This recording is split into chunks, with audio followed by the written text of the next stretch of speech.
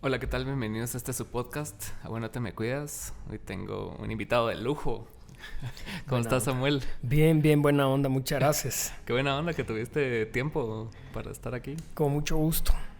Y me estabas contando que sos músico frustrado. Contame cómo estuvo tu experiencia en la música y todo. No te diría frustrado porque sí me dediqué a eso un tiempo. ¿Cuánto tiempo? Un par de años tal vez. Ah, sí. Justo antes de empezar a involucrarme en otras cosas. De hecho, yo estaba estudiando ingeniería y Ujú. con otros amigos que estudiábamos otras carreras diversas. Tocábamos en la antigua sobre todo. Mm. Tuvimos un par de contratos. El Teatro Abril tuvo una vez un barcito. Ahí Ajá. tocábamos, en otros restaurantes teníamos ahí. Y después ya cada quien agarró otros caminos. Es que es bien complicado como mantener esa como misma energía que tenías de chavito, ¿va? Y vas creciendo y cambian las prioridades y todo eso. Sí, no, sí, yo te diría que sí, y también en mi caso, uno de los principales guitarristas, el otro colega, Ajá. se fue a estudiar fuera de Guate, entonces ya no pudimos Ah, seguir. Sí, y el cantante también, de hecho, se sí. fue afuera de Guate. Es que sí van cambiando las etapas, ponete. Yo me acuerdo que cuando éramos chavitos, así como de 18 20 años, que teníamos banda, era así como podías ensayar todo el día. Después como vas creciendo, ya van teniendo novias, eventualmente se van casando, teniendo hijos. Sí, Entonces ya todo empieza a complicarse más con el tiempo y sí, todo. total, total. ¿Vos y como en qué años empezaste vos en la política? ¿O eras una inquietud que tenías desde la No, universidad? no, para nada. De hecho, yo empecé estudiando en la Landívar. Yo salí becado de la Landívar, estudié ingeniería. Ujú, La beca era por el tiempo que duraba la carrera de ingeniería, que eran como 6 años más o ujú, menos. Entonces, empecé estudiando ingeniería, pasé el primer año en limpio, el segundo en limpio, y después empecé a trabajar en el campo de ujú. ingeniería. Pero no me gustó para nada, no era lo mío, no tenía interés. Además, me tocó trabajar con una persona que ni siquiera trataba bien a los trabajadores, entonces Sí, tampoco pues. era un rollo muy agradable para mí. Y justo en ese momento decidí que mejor me iba a cambiar. Ujú. Y tenía varias opciones. Una, por ejemplo, estudiar medicina, otra, estudiar otro tipo de carreras, digamos, no necesariamente asociadas a las tradicionales. Ujú. Y otra que surgió opción era economía. La verdad no sabía muy bien de qué se trataba. Pero cuando me metí, me empecé a involucrar más y justo en un momento inicial de la carrera, cuando empezamos a ver, por ejemplo, indicadores de pobreza, Ujú. desigualdad, entre otras cosas, con un amigo hicimos un viaje de mochileros por Ujú. diferentes lugares de Guatemala, tratando de ponerle rostro a los indicadores que suelen ser muy fríos, ¿va? Es Porque que uno mira, sí, bueno, 60% de pobreza, ¿qué significa eso? ¿Va? ¿Cómo es cabal. vivir con $2 al día para una familia completa? Entonces a partir de eso después regresé y dije, bueno, tal vez yo quisiera dedicarme a ver cómo incido más directamente desde mis restricciones y lo que sea en intentar cambiar esas cuestiones, porque al Ujú. final son decisiones, pues no es casualidad, Sí, 60% claro, claro. pobreza, va, por Sí, ejemplo. Y así fue que como me involucré un poquito más, por lo menos me surgió más interés en involucrarme a política, por ejemplo. claro, sí. Yo me acuerdo que hace poco fui ¿a dónde fui? A San Pedro de la Laguna, porque tenía Ajá. que tocar ahí para Halloween del año pasado. Ujú. Y agarré por una ruta alterna, no normal por Pana, dejas ahí, te pasas por ferry o por lancha. Pero cabal, ves unas partes donde, o sea, no hay nada, no hay ni Sí. tiendas, o sea, todo es tierra y miras niños así como a mitad de la carretera en la nada y me dejó que pensar porque yo iba con una cuata y empezamos a hablar acerca de eso, o sea, ¿quién vela por esas personas, ¿no? O Ujú. sea, o quién debería velar por esas personas, ¿no? Sí, totalmente. Y la otra cuestión es que a veces pensamos, bueno, tal vez aquí en Guatemala tenemos una condena perpetua y no se puede hacer nada y siempre ha sido así. Ujú. Y la verdad es que no. La verdad es que tiene responsables que toman decisiones que al final convierten al país en lo que tiene: la ausencia de Estado, el problema de salud, de Sí. educación, de infraestructura, todo eso. No es una condena eterna, son Ujú. decisiones y por lo tanto se pueden cambiar, ¿verdad? Entonces lo bueno también en todo Sí, caso, ¿va? sí, y vos en eso, cabal, eso estaba pensando hoy durante todo el día, porque cabal me estaba como preparando, viendo tus videos y viendo todo. Y uno usualmente tiene una postura antes de llegar a los puestos o tiene como una visión idealizada de lo que puede o no cambiar, ¿va? Ya una vez estando ahí, ya te das cuenta de la realidad de las cosas y como que permanecer como que con la misma ilusión de que sí se puede cambiar es como que bastante importante, ¿no? O sea, porque lo que pecan muchos es de que llegan y es así como que, bueno, y ahora ya no se puede, entonces me meto entre toda la marabunta. Uh-huh. No, y la verdad es que los incentivos están puestos para que hagas ese tipo de cosas. Por ejemplo, llegas, inmediatamente te cae la mara y te dice, mira, ¿por qué no pensás en tu proyecto o las plazas en este ministerio? Ese tipo de cosas. Es muy fácil caer en eso, ¿verdad? Entonces hay que tener realmente, yo creo que no solo convicción, porque bueno, eso es más personal, digamos, pero en realidad certeza que los procesos de cambios más estructurales sí llevan tiempo, ¿verdad? Por supuesto. Cuando nosotros empezamos a armar el partido, lo que veíamos como referencia así súper idealista eran obviamente los partidos, por ejemplo, en Noruega, en Finlandia, en Islandia, donde, digamos, cuando empiezan a construir a mediados de 1940, de la década de los 40, empiezan a crear estados de bienestar. Pero ganó el partido, en ese caso, en los nórdicos eran los partidos socialdemócratas, ganaron por muchísimos años. Y eso sí permitió tener el Estado que ahorita tiene, ahorita campeones en absolutamente todo, crecimiento económico, desarrollo humano, todo. O ejemplos más aterrizados como Costa Rica, que le pasó lo mismo, que es, digamos, lo más cercano a los países más desarrollados que tenemos aquí cerquita. Lo mismo, ganó un partido que estableció un estado pensado para el bienestar, ganó otra vez. Entonces también pensar que las batallas estas son más de mediano, largo plazo, y que uno aquí aporta avanzar un pasito, ¿verdad? Sí, eso es lo que uno puede hacer. Es que sí, o sea, y en todo es que funciona así, ¿no? O sea, pues, mira los deportes y los países que son exitosos en los deportes es porque han llevado un trabajo de mucho tiempo, ¿verdad? Ajá, entonces, y aquí todo es corto plazo en todo, o sea, desde el deporte, la política y en todo.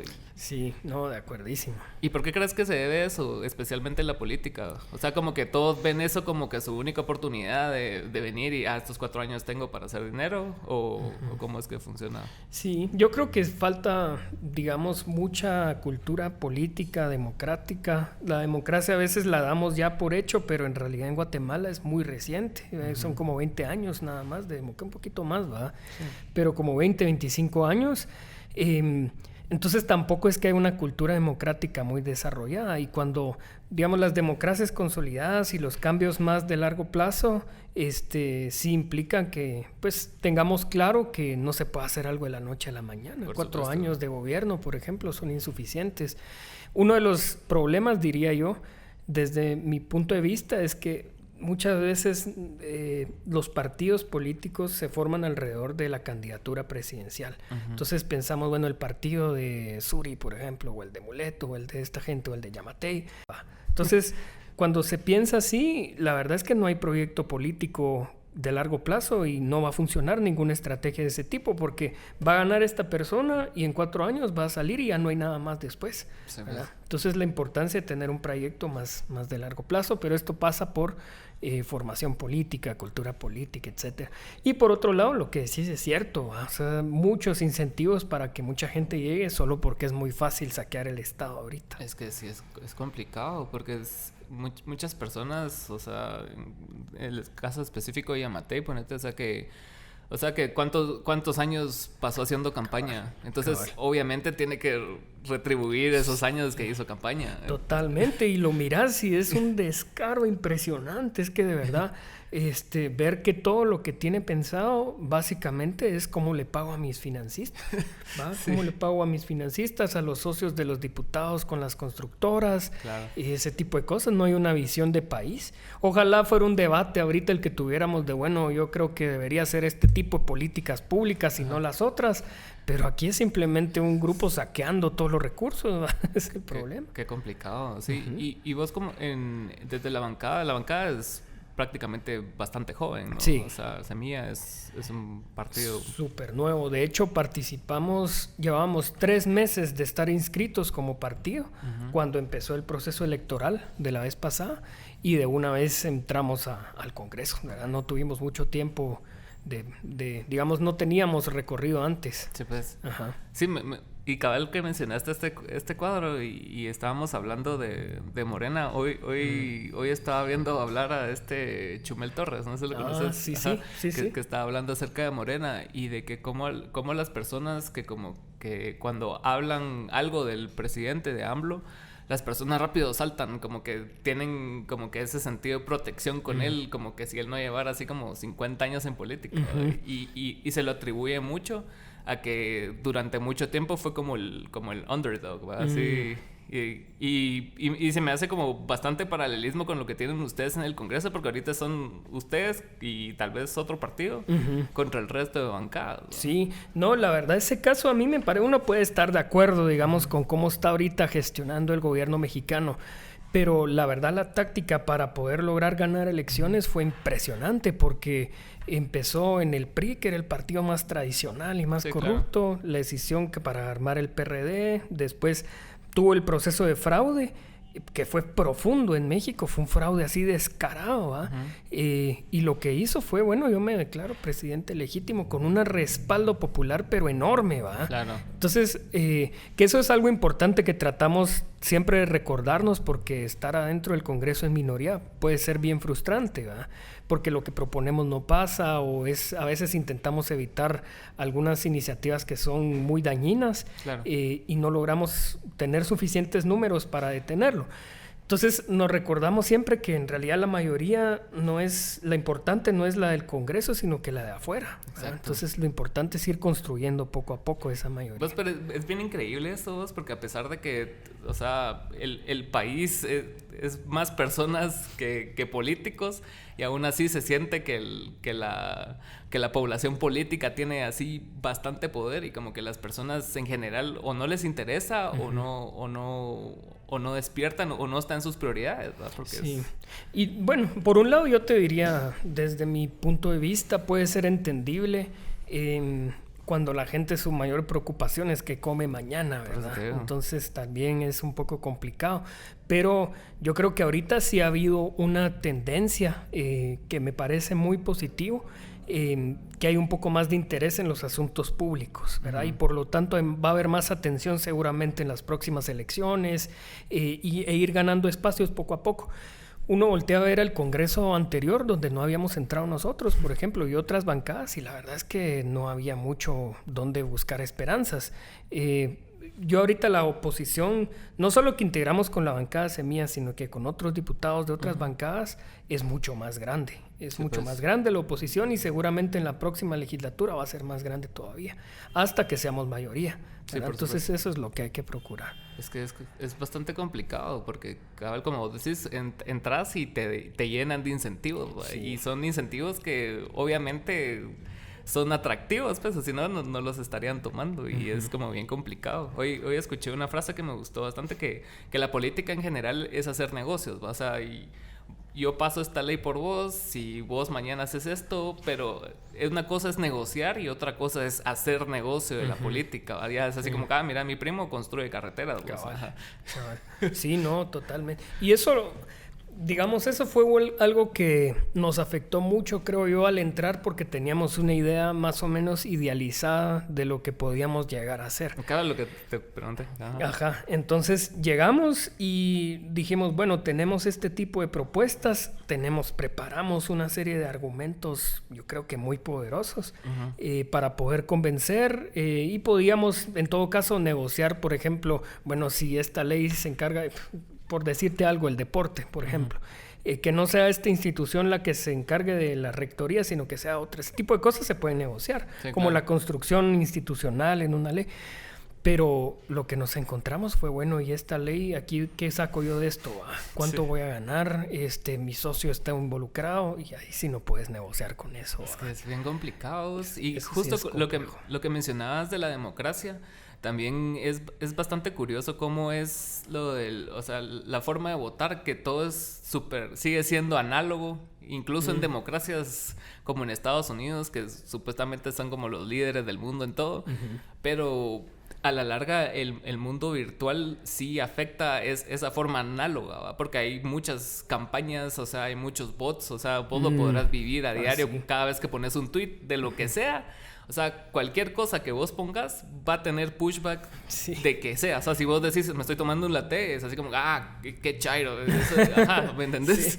Entonces, sí, esas cosas se ven como mucho ruido. O sea, como que vos ves tu Twitter explotar, pero a la larga, cuando salís así aquí, no lo ves reflejado porque las personas están ocupadas en trabajo. Entonces, la pregunta es cómo es que vos lográs vivir bajo ese escrutinio, o sea, y mantenerte firme con las ideologías a pesar de que todo el día estás recibiendo así puteadas, ¿no? La verdad es que nunca en la vida, nunca me ha tocado así personal una mala experiencia. De hecho, me han tocado muchísimas buenas, ¿va? Y, por ejemplo, respaldo de la gente en la calle. Eso pasa muy seguido. A mí me ha pasado. Yo creo que eso es casi que el único motor que uno tiene para poder seguir, ¿va? Claro. Entonces, lo importante es diferenciar entre los comentarios que son ficticios, que son construidos en redes sociales, ¿va? Y otro que es la realidad, ¿verdad? Más cotidiana, porque en realidad no hay un descontento necesariamente es lo que nosotros hacemos así más profundo. Bueno, obviamente tenemos detractores, obviamente sabemos quiénes son, Y tampoco es es que sean, ¿sabes? Ajá. ¿verdad? Pero entonces saber diferenciar cuáles son construidos así ficticiamente y cuál es el verdadero apoyo que uno puede tener. Y ahí a qué recurrir cuando necesitas así hacer, no sé, o sea, ¿cuál es tu norte? Aparte, ¿a qué personas acudís? O sea, cuando en tus días de dudas y esas cosas. Bueno, lo bueno del partido es que uno no llega solo, ¿va? Claro. Entonces hay equipos, muchísimos equipos pensando lo mismo, que ese en realidad uno de los grandes objetivos, ¿verdad? Empezar a juntar a toda la gente que quiere hacer bien las cosas, que tiene buenas ideas, que tiene buenas propuestas y juntarlos en un solo proyecto, ¿verdad? Claro. Entonces eso es muy reconfortante porque yo no sé cómo harán otros partidos políticos, voltean a ver adentro y les toca lo mismo, negociar o dar dinero o dar plazas o cosas así, ¿va? Entonces por ahí te diría. Sí, qué curioso, porque sí, o sea, a pesar de que sabes cómo es por dentro la cosa, o sea, ¿cuál es como la planeación que pueden hacer como partido político, sabiendo que van a tener como muchos detractores adentro del gobierno y o sea, para pasar leyes y todo ese rollo? Entonces, ¿cómo planean teniendo en cuenta que no solo depende de ustedes, sino que también depende de otras personas que no están alineadas para nada con ustedes? Sí, yo creo que nos costó un poco al principio asumir que nuestro rol iba a ser de oposición, ¿verdad? Porque en algún momento pensamos de repente podemos llegar a algunos acuerdos importantes. Además, creo que tenemos mucho que arreglar en el país previo a tener debates más estructurales o ideológicos más tradicionales, digamos. Claro.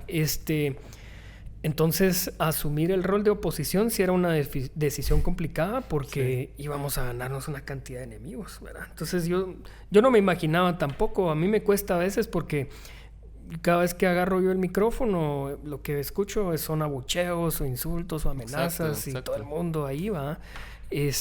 Pero a eso llegamos también, ¿verdad? En este momento nos toca denunciar que hay un régimen de corrupción, impunidad y básicamente un montón de criminales que tienen capturadas todas las instituciones públicas, ¿verdad? Y que se puede hacer diferente, pero necesitamos ser mayoría para poder hacerlo diferente. Y tiempo. No, tiempo, totalmente. Sí. Claro, entonces necesitamos pues poner eso en evidencia en los espacios que nos toca ocupar.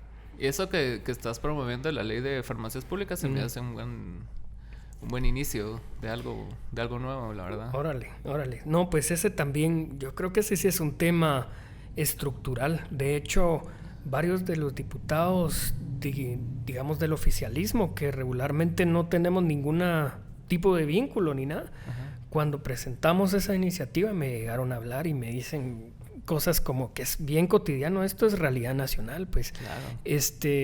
Mi mamá, por ejemplo, me decía un diputado, ella está enferma y yo tengo que viajar él viaja a Estados Unidos a comprar medicina, pero eso no lo puede hacer nadie, pues en realidad lo puede hacer él y tal vez un pequeño grupo de gente, pero está consciente que hay un problema de los precios excesivos de las medicinas en Guatemala y que aquí hay una alternativa que se puede promover. Es que sí, o sea, es aquí en Guatemala así como clase media para abajo, o sea, estás a una enfermedad grave de la pobreza extrema. Total, y es total. absurdo. Es que sí, no, a mí me pegó bien duro ese tema porque yo sabía que había un problema con eso. Claro. Cuando empezamos a ver las tendencias de los precios, cuando empezamos a comparar aquí en México, en El Salvador, en Costa Rica, en todos los países que vimos, pues yo sabía que había un problema el mercado de medicinas está secuestrado por criminales.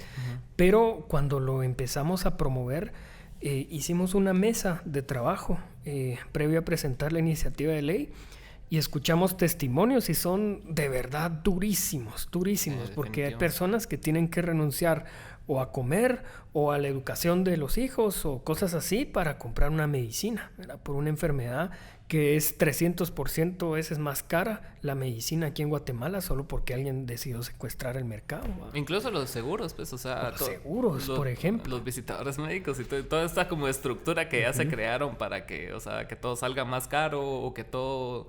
Ponete, a mí me pasó hace poco que estaba pagando seguro, pero no sabía que teníamos cupones para el seguro. Entonces fuimos a una consulta con un doctor y llevamos a los 3 niños y literalmente solo los vio. O sea, fue así como que, no, ella no necesita porque era para ponerle zapatos ortopédicos.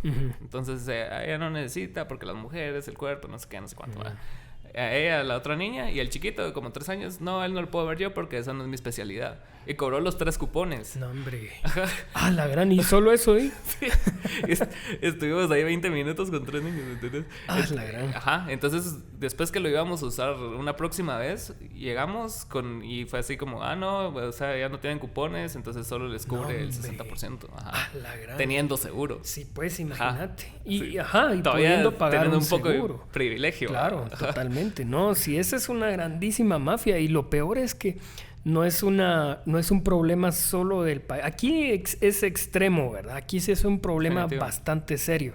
Pero cuando estamos haciendo la investigación, justo ahorita Estados Unidos está dando una batalla por ese tema también. Y lo que se enfrentan es justo a las grandísimas, enormes farmacéuticas. Entonces también es un problema, aseguradoras y farmacéuticas además. Sí. Entonces sí es un problema, digamos, global, ¿va? Y en cuestión global también, o sea, profundizando un poco más a lo que dijiste, o sea, la pandemia vino a desnudar toda esa estructura, o sea, que te diste cuenta que las personas, o sea, no tienen acceso a salud. Exacto. Y sin acceso a salud, ¿cómo vas a tener acceso a aspirar a más cosas, ¿no? Totalmente, sí, ¿no? Y lo peor es que encima de todo, lo que te das cuenta con este sector de la economía en particular es que son además después financistas de partidos políticos, y después cooptan el resto del gobierno. Entonces, en realidad sí es una cosa realmente poderosa, pero con consecuencias terribles. Sí, es que sin salud no hay nada. O sea, no puedes aspirar a mayores cosas. No, total. Acceso a educación y a veces se puede sentir eso como un plan perverso, ¿no? O sea, es como muy conspirativo pensarlo así. Pero, o sea, es bastante conveniente para las estructuras de poder que las personas estén, o sea, valiendo madre, pues, o sea. Sí, total. Sí, el incentivo básico es hacer dinero, ¿va? Claro. Hacer dinero. Y bueno, yo puedo entender diferentes sectores de la economía en donde su actividad económica, sus consecuencias de la concentración en un sector de la economía no acaba con las vidas de la gente, ¿verdad? Por ejemplo, ¿qué importa si una persona no puede comprar un helicóptero? Eso es irrelevante, ¿verdad? Sí.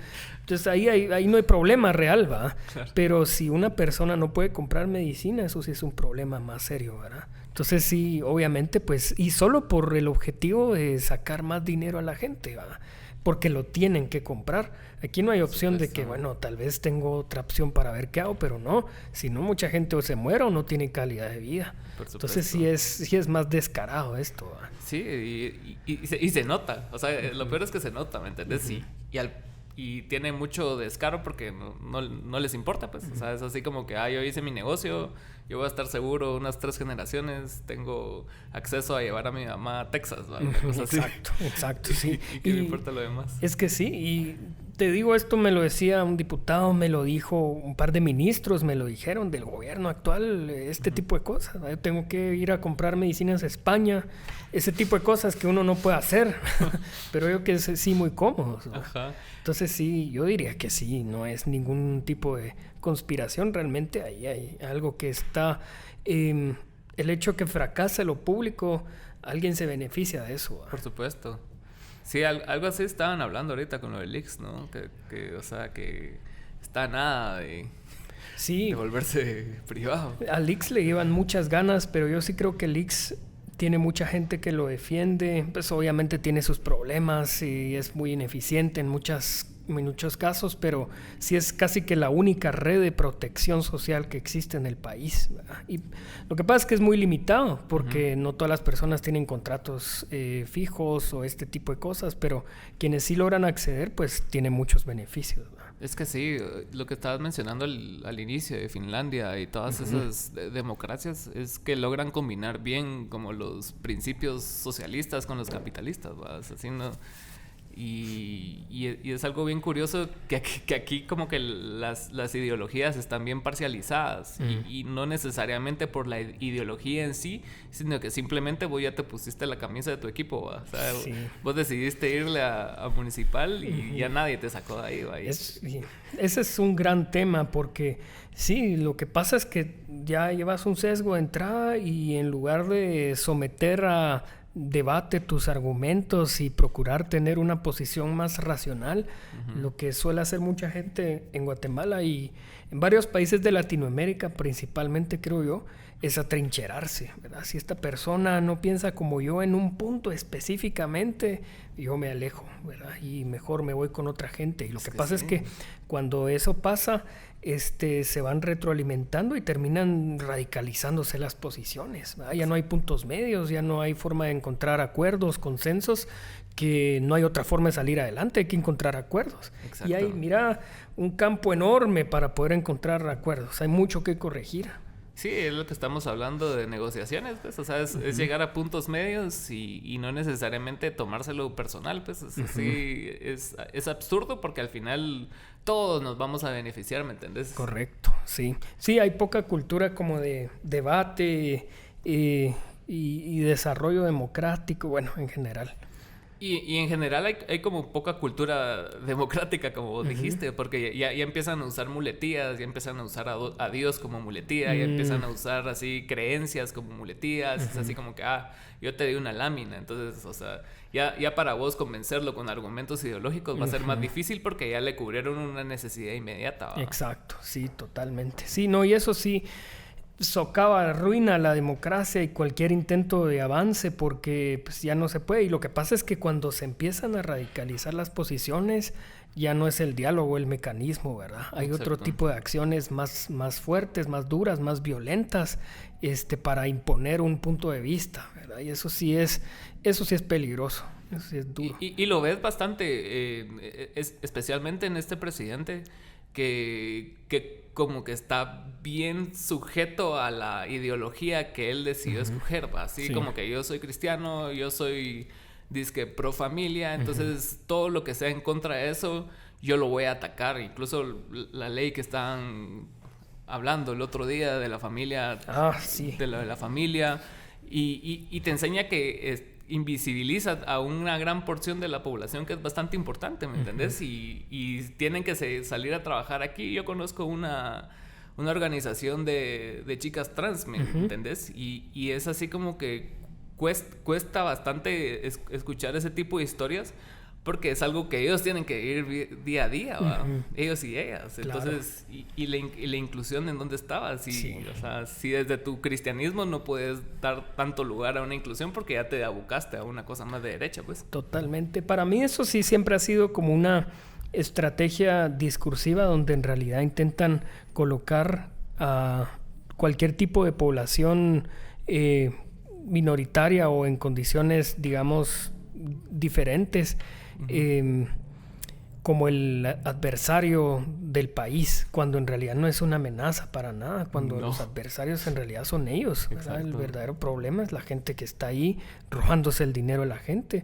No son las chicas trans que están en esta agrupación. ¿Qué adversarios son esos para el país? Exacto. Para nada, ¿verdad? Entonces tienen que crear un enemigo ficticio para poder justificarse. Pero tampoco siento yo que en realidad les funcione tanto, ¿verdad? Porque tampoco son tan hábiles, ¿verdad? Yo creo que muchas veces utilizan el discurso y bueno, pero uno va a las calles y a la gente no le importa que esté dando un discurso de la familia si se está robando el dinero de la gente del otro lado, ¿verdad? Es que es bien difícil de asimilar una vez te metes así como que con todo, así al hoyo, y empezás a ver, empezás a sacar información y todo eso.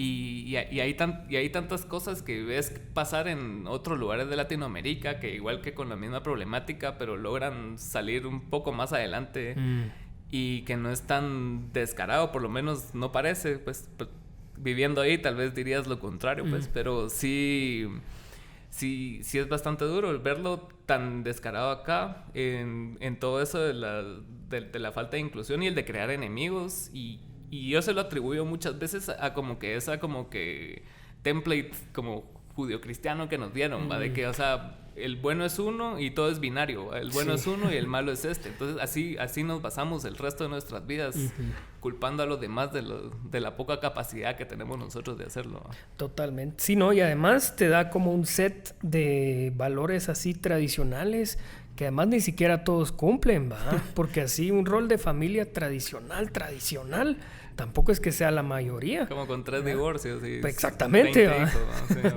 ese tipo de cosas, ¿va? Entonces tampoco es que sea realmente el rol que es exitoso y así infalible, no es así, ¿va? Hay muchas diversidades y hay que reconocerlas y no está mal, ¿verdad? Tampoco es una amenaza para la sociedad, además existe, ¿verdad? No hay que hacerlo de menos. ¿Y cómo ves el trabajo de los medios tradicionales con todo lo de la política y todo? Para mí ese sí es uno de los instrumentos más peligrosos, ¿verdad? Sí, sobre todo en países como los nuestros. Creo que ahí van un poco dando la batalla a medios alternativos o las redes sociales en espacios más urbanos donde la información fluye mucho más, hay un poco más de interés, hay procesos de politización, hay otro tipo de oportunidades para discutir y debatir y reflexionar y tomarnos el tiempo de pensar bien algunas posiciones políticas que asumimos. Pero de ahí las grandes mayorías en realidad sí responden a la agenda que les permiten los medios tradicionales instalar, ¿verdad? Por eso es tan peligroso, por ejemplo, los canales nacionales, el 3, 7, 11, 13, son verdaderamente peligrosos, porque además no solo ponen en riesgo la democracia, sino que le hacen el favor a un montón de gente muy corrupta, ¿verdad? Incluso ellos mismos se ven perjudicados por esa dinámica. Tal vez un par de personas directivos ahí, pero reporteros de esos canales, ese tipo de cosas no les funciona para nada. Es un mal negocio para todos y sí es muy peligroso. Hay una batalla cultural que hay que dar ahí también, aparte de las batallas políticas de, por ejemplo, quitar el monopolio de la televisión abierta, ese tipo de cosas, ¿verdad? Es que sí, es bastante fuerte, ¿verdad? O sea, y ves, o sea, a veces pasan cosas bien fuertes, o sea, en el Congreso, o cosas que hace Yamatei o alguien por ahí, y ni las mencionan, es así como que no existe. Y si no lo mencionas, nadie se entera y nadie se va a ocupar en meterse a redes sociales. Muchos ni tienen acceso a redes sociales, ¿entiendes? O hacen otro tipo de narrativas que lo que pasa es que también es muy descarado, como por ejemplo ahorita lo que pasó reciente con el caso de corrupción del exministro de Jimmy, de Benito y esto que sacó el Faro, y que eran financistas de Yamatei y ahorita les está dando contratos, ese tipo de cosas. Lo que hicieron los canales nacionales fue poner yo creo que era uno de sus trabajadores, como supuestamente el testigo protegido. Era una narrativa bien ridícula, pero cuando no hay una contraparte que les permita hacer competencia a un discurso pues hegemónico es complicado, ¿ah? Porque esa es la verdad absoluta, como así bien orwelliano, ¿ah? Sí, y yo estuve leyendo un libro al respecto que era más basado en los medios estadounidenses y cómo iban ellos replicando las noticias. Y a veces, ponete, alguien planta una semilla en un blog, ponete, y los medios solo van y sacan el titular del blog y lo ponen como noticia sin necesidad de estar investigando, y pasa en el Washington Post, en el New York Times y en medios que vos los percibís como algo bastante fuerte y serio. Ahí lo lees y decís, no, el New York Times lo dijo, tiene que ser cierto. Y la verdad es que no necesariamente. Entonces como que fueron como polarizando todo porque vieron que eso era lo que realmente vendía. O sea, poner en el podio a alguien que esté en contra de lo que está hablando el otro y el otro en medio, y como que los dos se ponen así a echarse penca, y al final, pues, o sea, solo están vendiendo un show, pero no necesariamente están dando nada sustancioso. Entonces viene Trump, decía algo y a Trump sí lo atacaban todo el día, pero Biden es como lo mismo y nadie dice nada. Entonces como que van ahí jugándose los mismos papeles orwellianos que vos decís. Sí, total. Y lo que pasa es que, yo diría que en Estados Unidos, por ejemplo, hay más gente que tiene un poco más de tiempo y más fuentes de información para poder comparar. Por supuesto. Pero aquí no. Aquí, digamos, la única información que te va a llegar si estás trabajando, qué sé yo, si un campesino está trabajando en el norte del país, ahí por la franja transversal, la única información que tiene es lo que le puede decir un medio de comunicación tradicional. A veces algunas radios comunitarias que muchas veces también las cooptan o ese tipo de cosas, ¿va? Pero tampoco es que vayan a tener tiempo libre suficiente para poder discernir, bueno, de repente esta información es real versus esta. Claro. No hay fuentes de información, y no es que la gente no sepa, ¿verdad? Es que simplemente no tiene acceso a información suficiente. Es que sí es complicado. Y a todo esto que hemos hablado, o sea, ¿cómo ves como posibles soluciones a corto plazo? ¿Crees que la tecnología pueda jugar un papel importante en las soluciones? Porque yo estaba leyendo acerca de los protocolos como blockchain, como torrent en su día, y son cosas como bastante democráticas que, o sea, si vos sacas $2, o sea, los reportas ahí, como que es algo de la comunidad. Ya no es que alguien lo maneje, no es que un banco lo maneje, sino que cómo ves todo eso en cuanto a la tecnología aplicada a política. Sí, yo te diría que sí.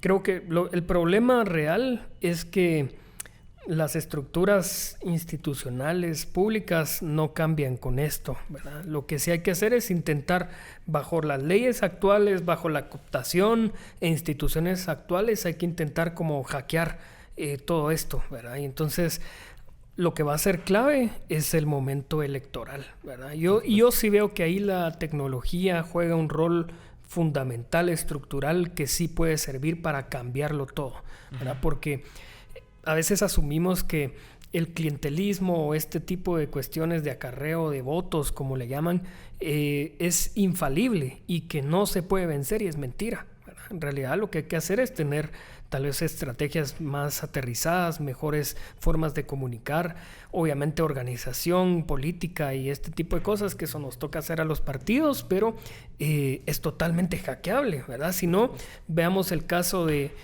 Bueno, México tal vez sí tiene una cultura política más desarrollada, histórica, ¿verdad? Pero Honduras, ahorita, reciente, podemos estar o no de acuerdo con el gobierno actual, pero la forma en que ganó las elecciones fue venciendo también mecanismos clientelares.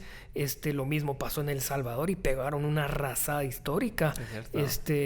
Y tampoco son condiciones muy diferentes a las de Guatemala, ¿verdad? Siguen teniendo índices altísimos de desigualdad y pobreza, de desnutrición, de falta de acceso a información, tienen cooptados también los medios, pero es hackeable, ¿verdad? Hay que crear también en el momento electoral, sumar todos los esfuerzos posibles para poder vencer ahí, ¿verdad? Por lo menos quienes nos consideramos demócratas y creemos que pues la vía electoral es la ruta, ¿verdad? Porque pues habrá otras formas más radicales de entrarle, pues yo no creo en eso, ¿verdad? Sí, por supuesto.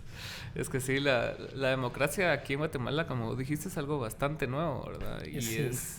Y muchas veces hasta parece una ilusión, ¿verdad? Porque están como que las familias grandes y como que empiezan a crear nexos con los políticos y empiezan así como el narco ahora. Sí. Entonces es como bastante complicado esa como... y lo ves reflejado a la hora de votar, el absentismo que hay en el país. O sea, es bastante elevado. Yo escuché que un político mexicano de apellido Kumamoto, no sé si lo conoces. Pedro Kumamoto, sí, lo conozco. Ajá. Él estaba hablando acerca de una iniciativa que hizo de descontarle el porcentaje de absentismo a los partidos políticos. Entonces, si había un porcentaje de un 50%, tenía 50% menos de presupuesto para tu campaña, pues. Y porque tu rol como político es incentivar el voto. Claro. Y si no se estás incentivando el voto, entonces, ¿qué estás haciendo? Sí, pues, claro. Pero ponete, a mí me parece eso bien interesante y de hecho sí lo conozco a él. Lo conozco, tenemos ahí relación. Es que es joven también, ¿verdad? Es un chavo y ahí él compitió solito. Él no compitió con partido, él compitió con candidatura independiente y estaba armando un partido. Pero lo que pasa es que en México es descarada la cantidad de dinero que tienen los partidos políticos, es descarada. Yo cuando estuve en México, justo cuando me dieron este cuadro, estábamos empezando a armar el partido nosotros aquí en Guatemala. Nos costó muchísimo, de hecho todavía tenemos problemas para poder pagar la sede del partido, que es una oficina, pues aquí en la zona 1, tampoco es una cosa enorme. Y pasamos por la sede del PRI, la de la Ciudad de México, y es una cosa enorme, gigantesca, como 3 veces una embajada. Es enorme. Y esa es solo una, ¿verdad?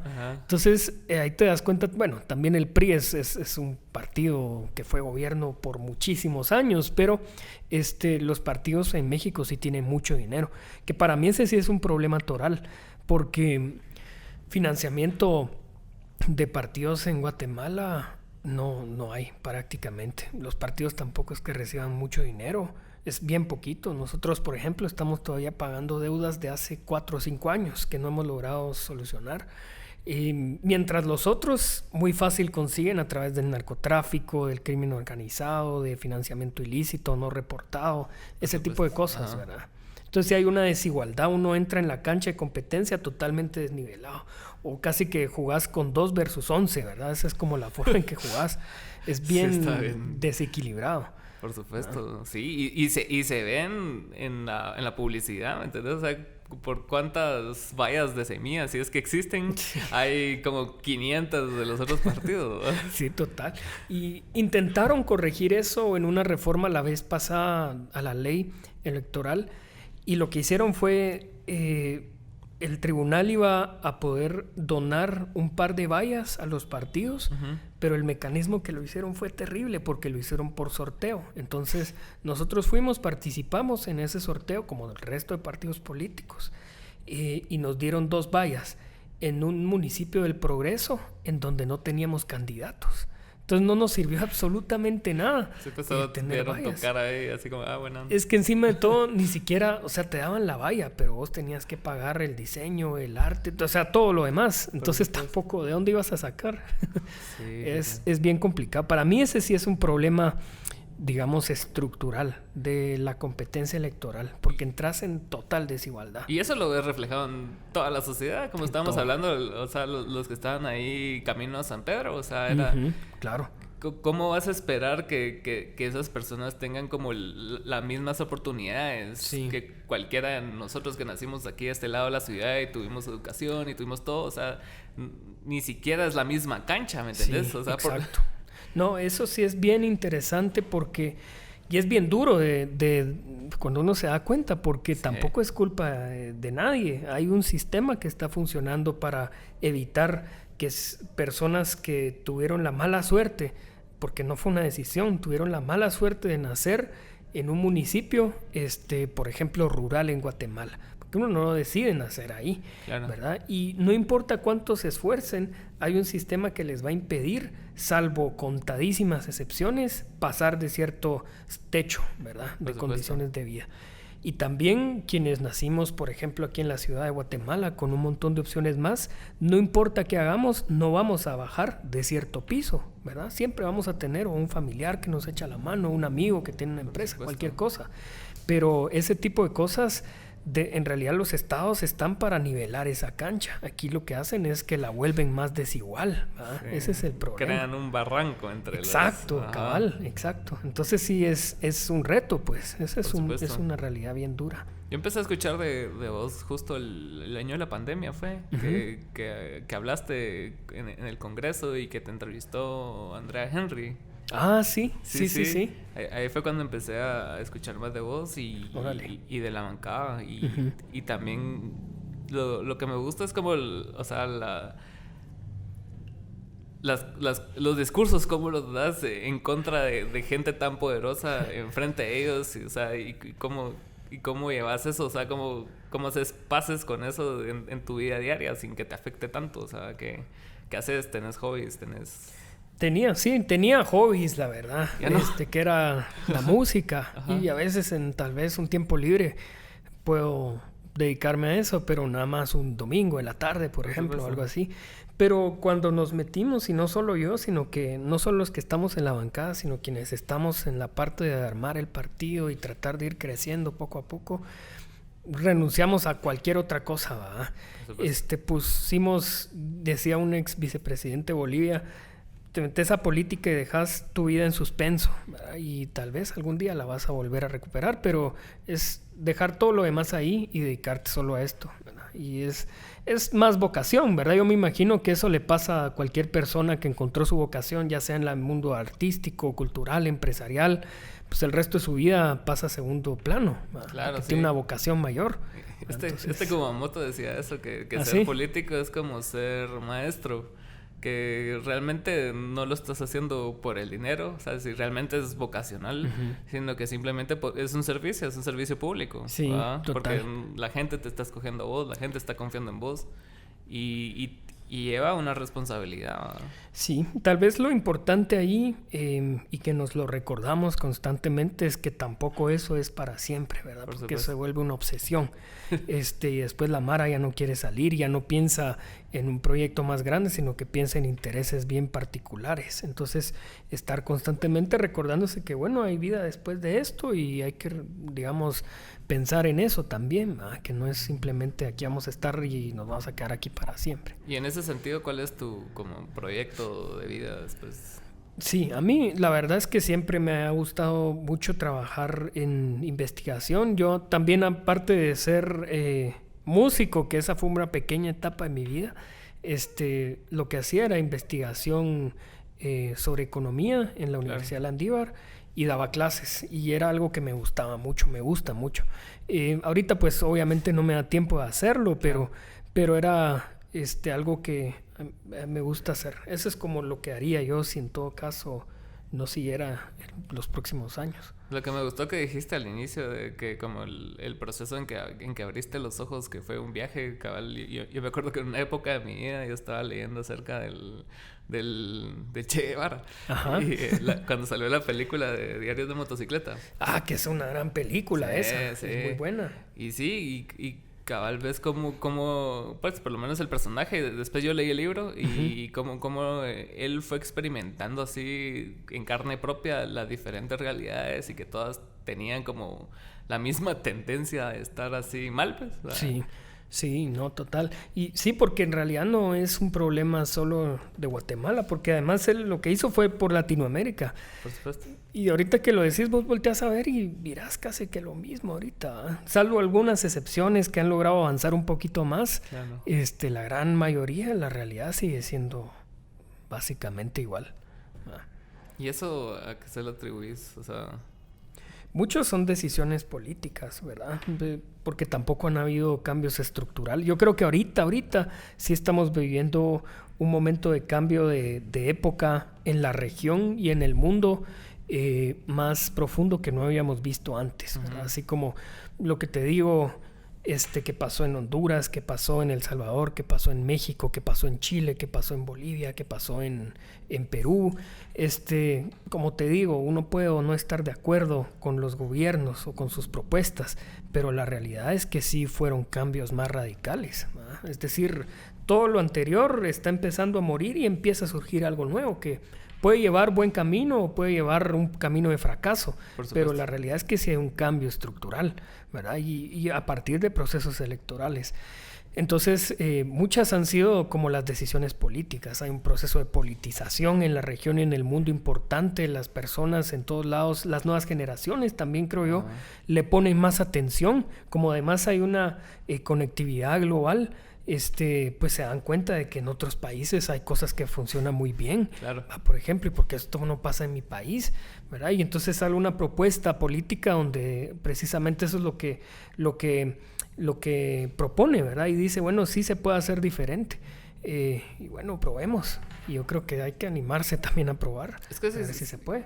Yo creería que sí se puede. O sea, si las estructuras que han regido los países de corrupción se logran organizar, yo creo que sí se puede organizar estructuras para algo positivo. Porque yo me acuerdo en el 2015 fue que sacaron a Otto. Sí. O sea, el clima que se vivía en esa época era de mucha euforia. Total. Y que todos creían y que no sé qué y poco a poco como se fue apagando desde que quedó Jimmy y se fue muriendo y como que la Mara otra vez se volvió apática, ¿va? Pero yo te diría que eso sigue ahí. O sea, la gente que salió en algún momento no lo olvida. En realidad sí dijo, bueno, yo puedo hacer algo.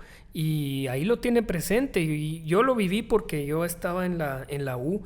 En ese momento, yo estuve compitiendo para asociaciones estudiantiles en la Landívar 2014, 15 y 16, si no mal recuerdo. Y ganamos con mi grupo, ganamos la asociación los 3 años. En el 2014 había un desinterés profundo, terrible. Participaban unas 200 personas, no sé qué. En el 2015... Cuando ganamos la asociación, el total de estudiantes eran como 3,000. Ganamos nosotros con más de 1,000 votos. Dale. Solo para la planilla en la que yo iba. Y eso, yo no sé si se volvió a ver eso en la U, porque creo que no había tanto interés. Y el siguiente año se repitió el nivel de participación, más o menos, bajó un poquito, pero ya hubo un punto de inflexión. A veces uno ve, digamos, ahorita recientemente lo que pasó en Chile. Lo que pasó en Chile no es resultado de un año de campaña, es resultado de un proceso que inició en el 2011, ¿verdad? Lo que pasó en Honduras no es resultado de un año de campaña, es lo que pasó también como en el 2010 más o menos, donde hubo un golpe y todo esto, y empezó a organizarse el partido y todo el rollo.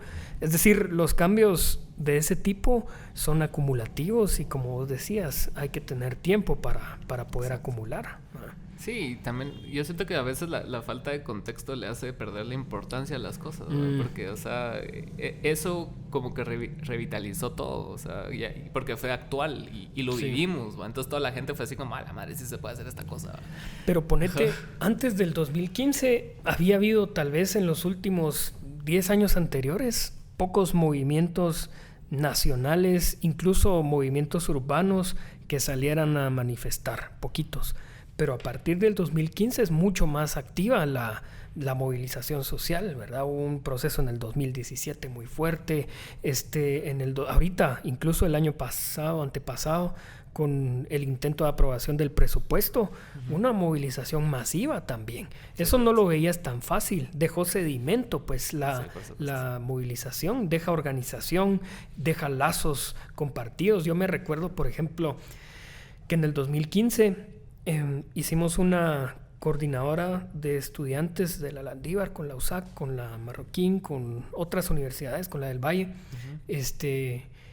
Y eso quedó, esos lazos quedaron, ¿verdad? Y antes de eso no existía mucha relación, mucho vínculo, ¿verdad? Entonces eso, yo creo que lo que deja la movilización es organización y sedimento para, pues, poder tener un proceso de politización más activo. Sí, es bastante importante, la verdad. ¿Y qué planes tenés ahorita con Semilla? O sea, ¿te vas a reelegir? ¿Qué vas a hacer? Bueno, ahorita justo estamos en el proceso interno del partido de empezar a buscar otro tipo de... Pues hay que planificar la estrategia electoral. En eso estamos. Esa discusión es la que tenemos ahorita. Hemos platicado no solo con el partido, sino que con otros partidos, con otras organizaciones sociales, estudiantiles, colectivos urbanos, etcétera, ¿verdad? Con toda la diversidad que pudieses pensar. Y lo que pasa es que por lo menos en Semilla, las decisiones son lo más democrática que podemos. Entonces, si alguien quiere postularse a un cargo de elección popular, tiene que llegar y convencer a todo el mundo. En mi caso es el Distrito Central, que es la ciudad de Guatemala, y donde tenemos un equipo bien fuerte. Entonces a mí me va a tocar en todo caso competir. Pero estamos todavía muy temprano para eso, ¿verdad? Sí. Va a ser a finales de año seguramente. Pero bueno, muchas gracias por tu tiempo. No, hombre, a la orden, buena onda. Muchas gracias por la entrevista y aquí cualquier cosa pendiente. Y ojalá se pueda armar una segunda parte ahí eventualmente. Con mucho gusto.